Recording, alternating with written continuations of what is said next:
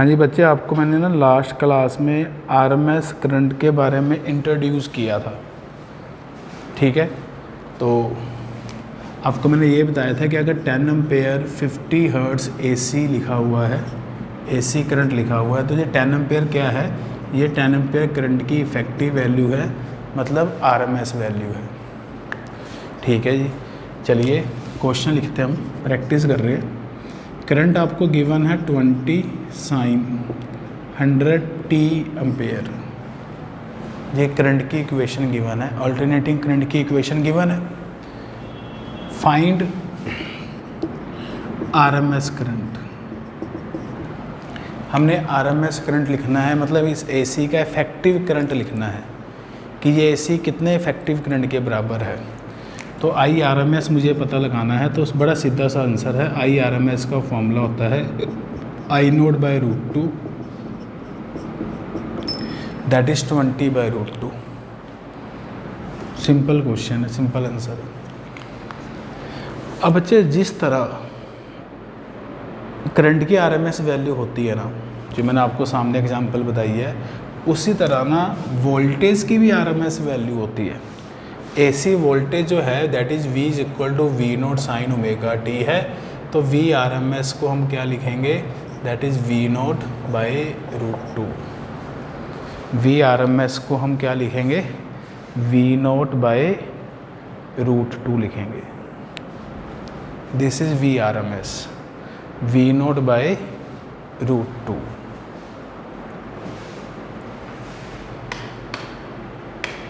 We R M S is V nought by root 2। अब इसके भी हम क्वेश्चन कर रहे हैं वी आर एम एस के, देखेंगे इधर। क्वेश्चन है which is more dangerous, 220 volt AC और 220 वोल्ट डीसी। अब ये लिखा हुआ है 220 वोल्ट एसी और 220 वोल्ट डीसी में कौन डेंजरस है।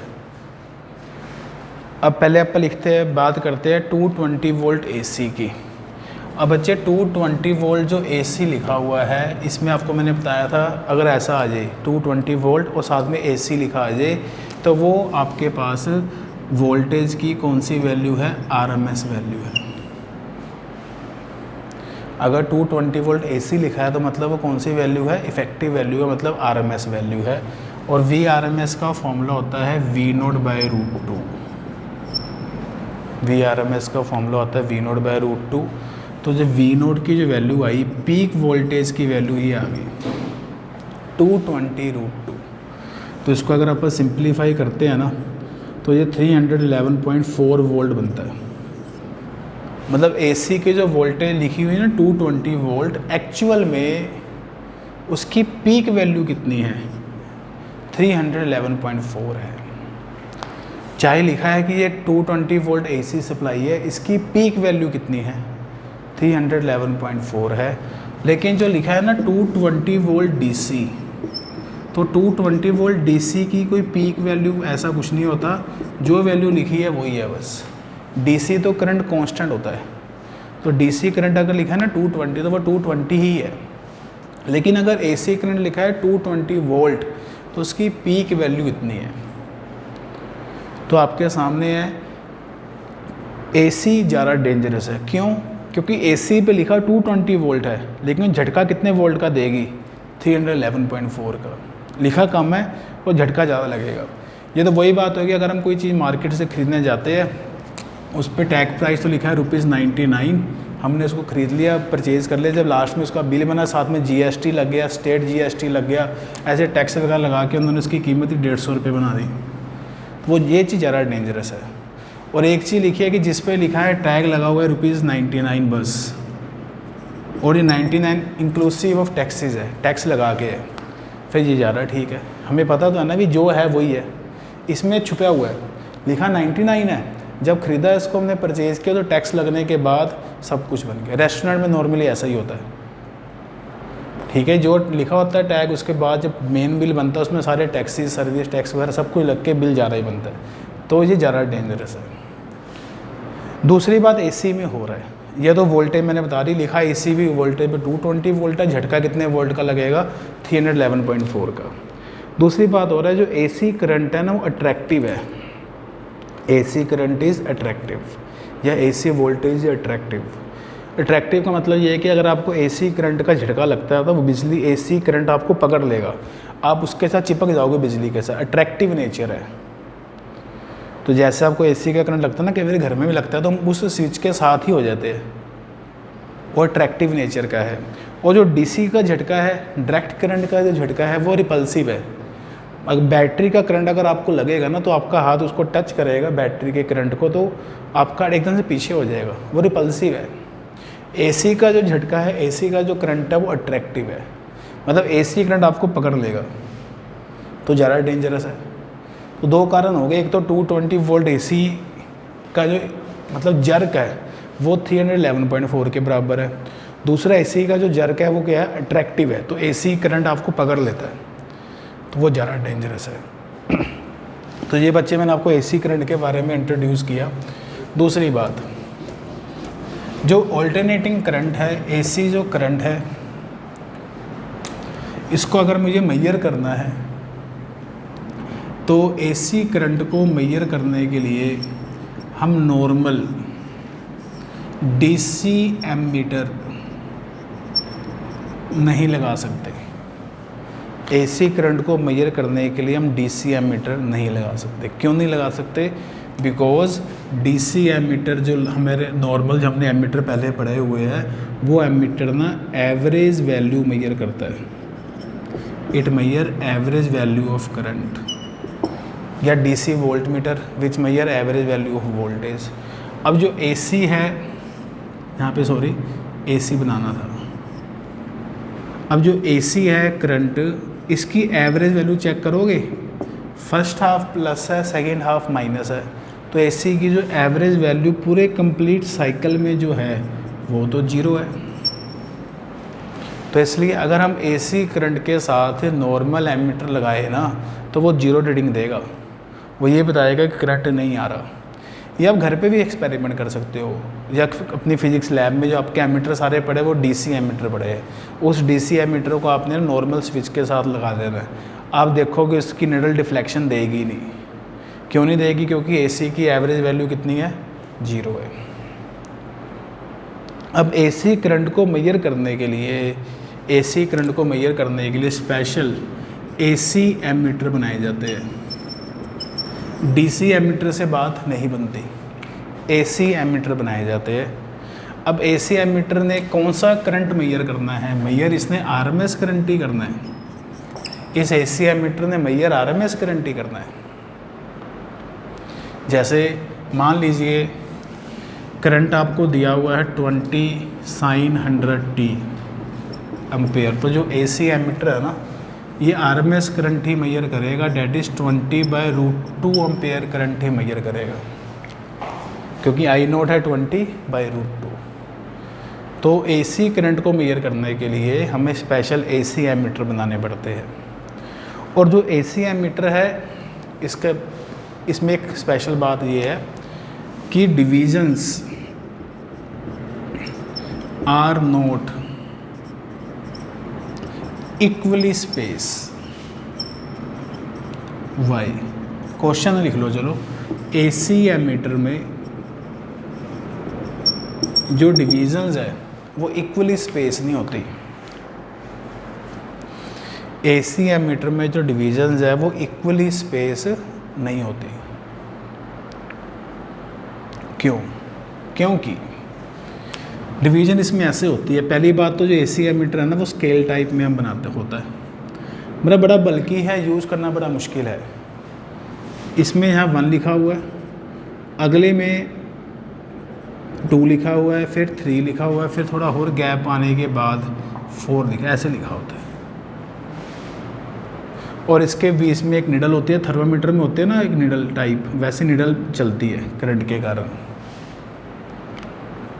इक्वली स्पेस नहीं है। क्यों नहीं है? इसका कारण बता रहा हूँ। एक तो ये एसी एमीटर स्केल टाइप होता है, ये सर्कल नहीं होता जैसे ये होता था ना, ये स्केल टाइप होता है।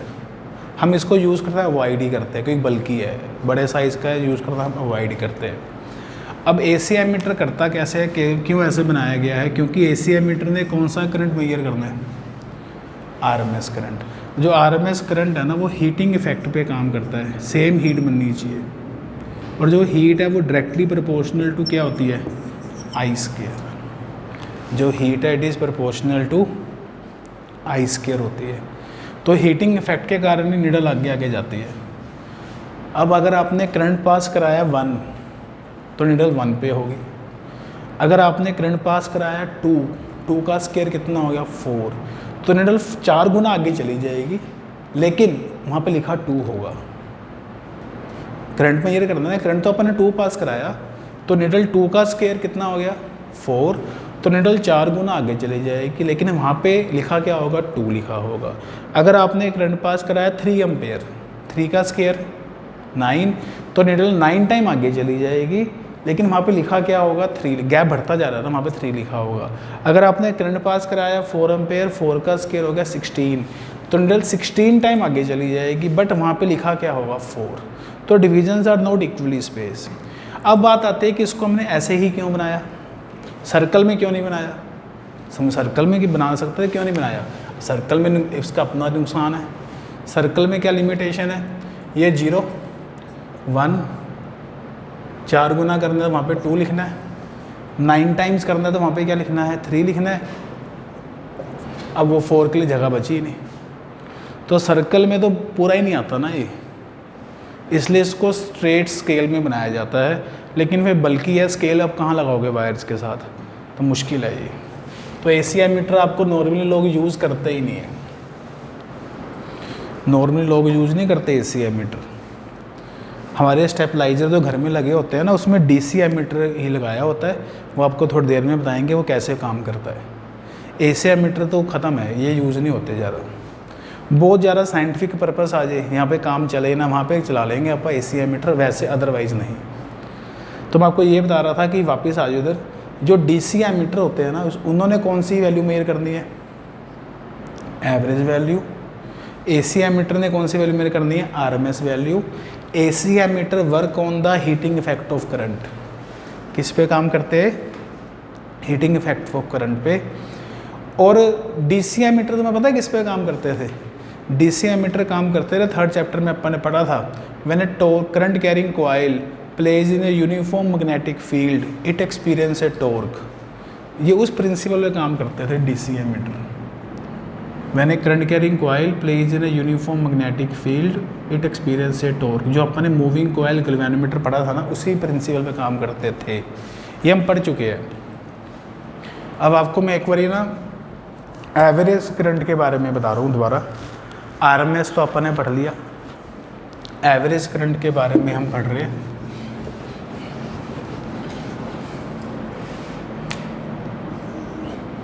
हाँ जी, ये AC करंट है 0 प्लस ये minus upper half T/2, lower half है T। अगर हम AC की एवरेज वैल्यू लिखे 0 से T टाइम इंटरवल में, 0 से T/2 में, फर्स्ट हाफ में लिखे, तो चेक करना फर्स्ट हाफ में करंट पॉजिटिव है या नेगेटिव है। अगर हम इसकी वैल्यू फर्स्ट हाफ में लिखे तब चेक करिए फर्स्ट हाफ में करंट पॉजिटिव है या नेगेटिव है। फर्स्ट हाफ में करंट पॉजिटिव है, डेरिवेशन करने की ज़रूरत नहीं है, तो इसका आंसर +2I0/π आएगा। अगर हम एवरेज वैल्यू सेकंड हाफ में फाइंड करें, दैट इज़ T/2 से T में फाइंड करें, तो आंसर आएगा -2I0/π सेकंड हाफ में।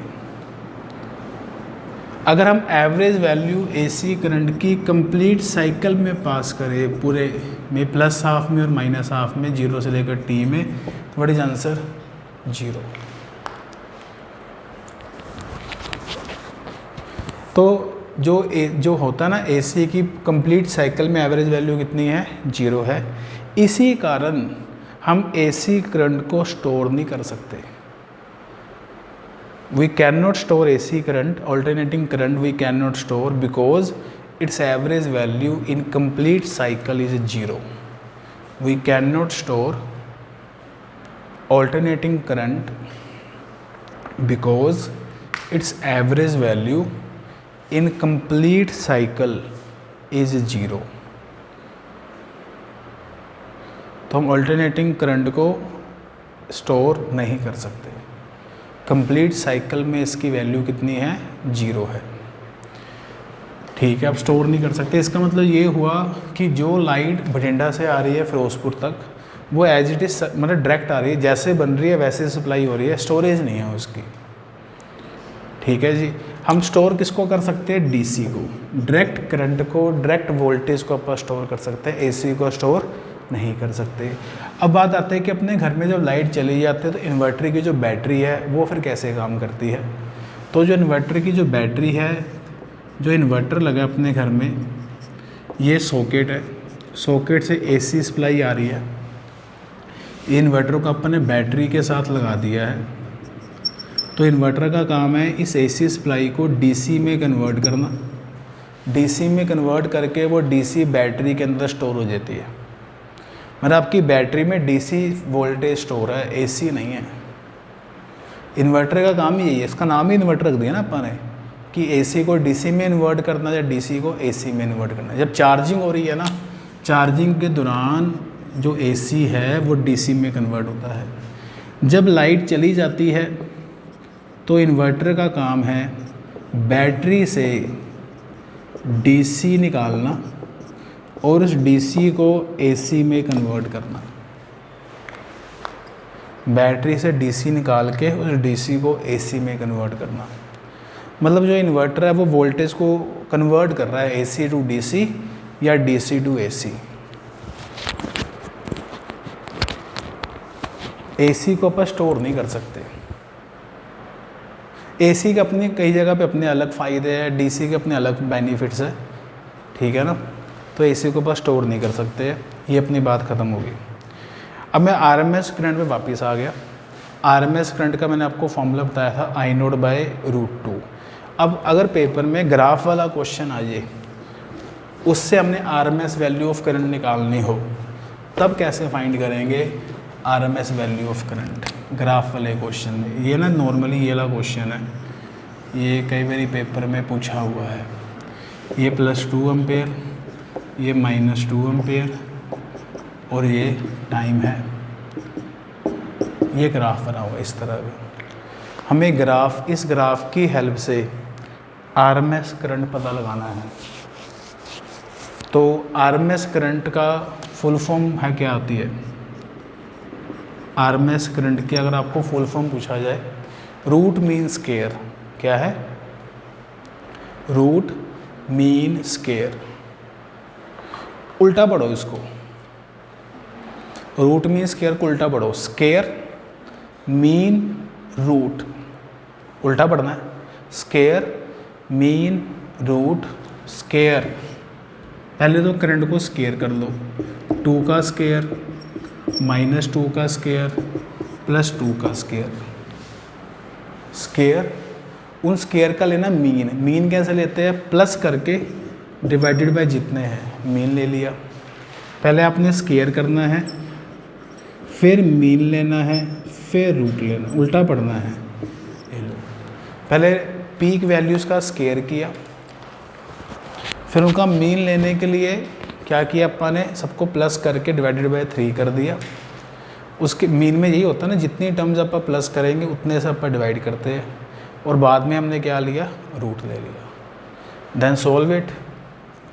तो ये बन जाएगा तुम्हारे पास √4 + 4 + 4/3। दैट इज़ क्या बन जाएगा ये? √12/3 √4, दैट इज़ 2 एम्पेयर आ जाएगा। तो इस केस में जो आरएमएस वैल्यू आ गई वो 2 एम्पेयर आ गई। ये आपको मैंने एक फॉर्मूला समझाया, रूट मीन स्क्वायर। ठीक है, चलिए एक तो ये हो गया। उसके बाद IRMS का एक फॉर्मूला और भी है, शॉर्टकट फॉर्मूला है IRMS का, ध्यान से समझना। IRMS = क्या थी फुल फॉर्म भाई? उल्टा पढ़ना है। स्क्वायर मीन के लिए ना इंटीग्रेशन करनी है 0 से लेकर t तक, डिवाइडेड बाय t करना है, स्केयर, फिर मीन, फिर रूट। आपको पता है इंटीग्रेशन का मतलब ऐड होता है, तो अपने ऊपर करंट को स्केयर किया, फिर ऐड कर दिया, फिर जितने टाइम तक हमने इसको ऐड किया है उस टाइम से डिवाइड कर दिया, फिर रूट ले लिया। ये ऑब्जेक्टिव में फॉर्मूला लगता है और इससे कई क्वेश्चन बड़ी आसानी से सोल्व हो जाते हैं।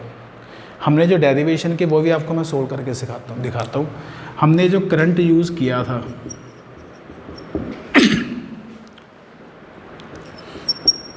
ये वाला करंट हमने लिया था ना, अल्टरनेटिंग करंट निकालना है, इसकी आरएमएस वैल्यू यहाँ पे पुट करो, आई की जगह ये वैल्यू यहाँ पे पुट करके सिंप्लीफाई करना, शायद अपना आंसर एक ही लाइन में आ जाए। आई की वैल्यू कितनी है, I naught sine omega T,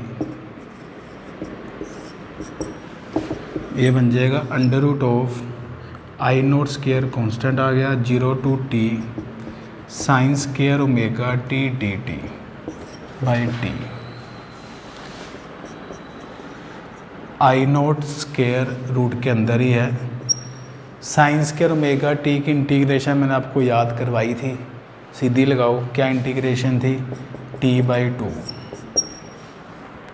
उसकी इंटीग्रेशन थी t/2, अपर लिमिट का हाफ t/2। अब ये वाला t और ये वाला t कैंसिल हो गए आपस में, तो आपके पास एक तरह का ये बन गया under root of I not square by 2, what is answer,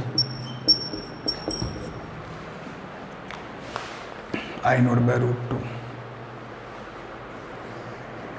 तो जो मैंने पहले जो एक्सप्रेशन करवाया था ना वो थोड़ा मतलब बोर्ड के अकॉर्डिंग था, ऑब्जेक्टिव के अकॉर्डिंग जब अगर आपको जल्दी आंसर निकालना है उसके हिसाब से फिर ये वाला फॉर्मूला है, ठीक है, स्केयर फिर मीन फिर रूट, ठीक है। तो ये हम प्रैक्टिस करेंगे इतना, बाकी हम नेक्स्ट क्लास में कंटिन्यू करते हैं। ये आपको मैंने आरएमएस करंट के बारे में बता दिया। आरएमएस करंट का चलो एक क्वेश्चन और प्रैक्टिस कर लो, ठीक है, प्रैक्टिस ही है, फिर हमारा आरएमएस वाला टॉपिक ख़त्म हो जाएगा ना। ये दिया हुआ है I is equal to I not T square दिया हुआ है, ये ऑल्टरनेटिंग करंट नहीं है, किसी और तरह का करंट है। We have to find the RMS value of this current, find the RMS value of this current, इस करंट की आपने आरएमएस वैल्यू पता लगानी है।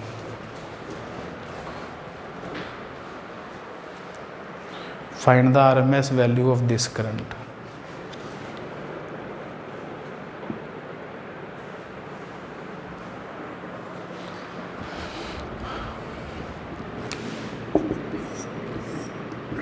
जीरो टू टी, आई की वैल्यू है I not T square D T, फिर ऊपर होल स्केयर भी है,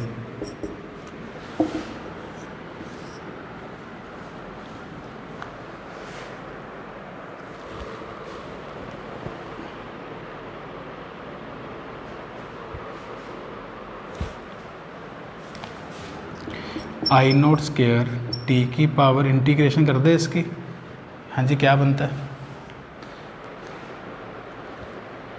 आई नॉट स्केयर टी की पावर 4 बनेगा, ये टी की पावर 4 की इंटीग्रेशन होती है टी की power 5/5, limit from 0 to t by T, तो आई नॉट 12 आ गया, अंडर रूट ऑफ, हाँ जी, टी की पावर 5/5 अपॉन टी, तो ये आई नॉट टी की पावर 5, ये टी से कट गया, तो क्या रह गया आपके पास, टी की पावर 4 रह गया,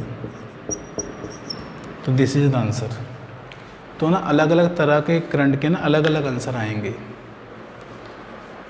हो सकता है ये आपको ये कह दे कि आरएमएस करंट जो है वो t इज इक्वल टू 0 से लेकर t इज इक्वल टू 1 तक बताओ कितना आएगा, तो आप उसके अकॉर्डिंग यहाँ पे लिमिट लगा देंगे, ठीक है। मतलब मेन तो आपने ये वाला फॉर्मूला याद रखना है,